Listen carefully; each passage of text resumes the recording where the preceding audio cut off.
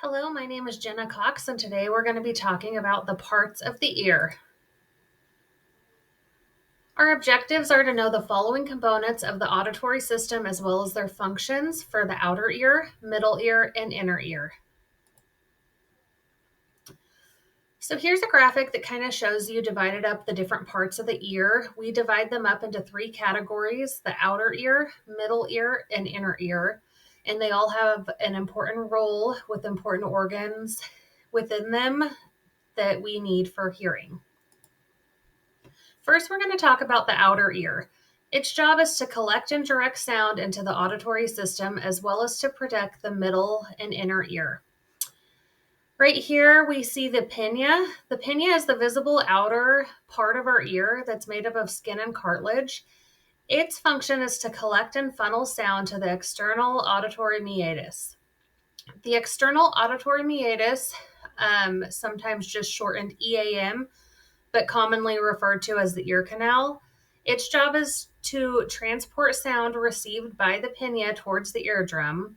It has glands that produce cerium, which is earwax, and it helps protect the middle ear by trapping debris, keeping the canal moist, and helping to fight off bacteria. Next, we're going to move on to the middle ear.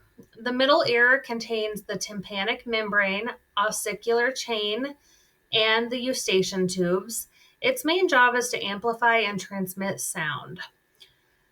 First, we'll talk about the tympanic membrane. The tympanic membrane is your eardrum.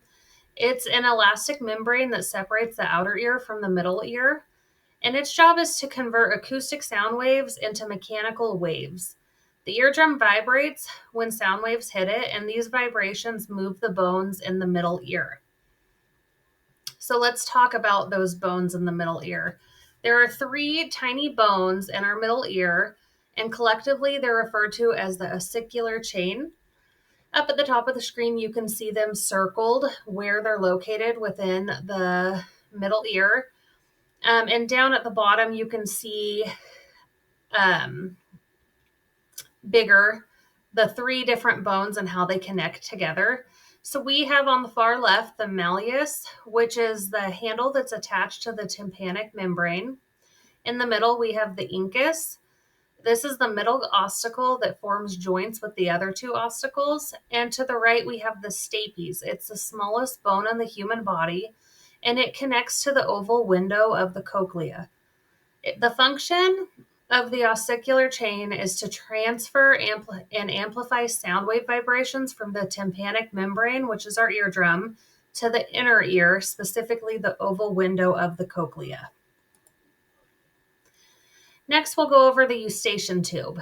Our eustachian tube is connected to the throat, and it has three primary functions, and that is to provide ventilation of the middle ear, to help equalize pressure in the middle ear, and to drain fluid from the middle ear.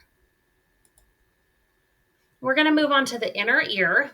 That's that far right portion on our graphic. And this is the hollowed out portion of our temporal bone, and it has a series of interconnective cavities known as the bony labyrinth. It contains three main sensory organs, which are the cochlea, the vestibule, and the semicircular canals. The main job of the inner canal is to convert mechanical vibrations into neural signals for hearing and for balance. So we're going to go over each of those organs separately. So here is a graphic from my anatomy textbook. First, we're going to start with the cochlea, which you can see labeled on the far right side. It's the part that kind of looks like a snail shell. This is the coiled tube, and it contains sensors for hearing. It includes the oval window and the round window. The oval window is where the stapes connects and sends vibrations into the cochlea, and the round window releases pressure and from fluid movement inside the cochlea. Next, we're going to talk about the vestibule, and this is responsible for the sense of one's body in space. And then we have the semicircular canals. You can see them on the left side, divided into superior, lateral, and posterior. But together, these are the canals of the vestibular system. So they are also responsible for our balance, specifically responsible for the sensation of movement of the head in space.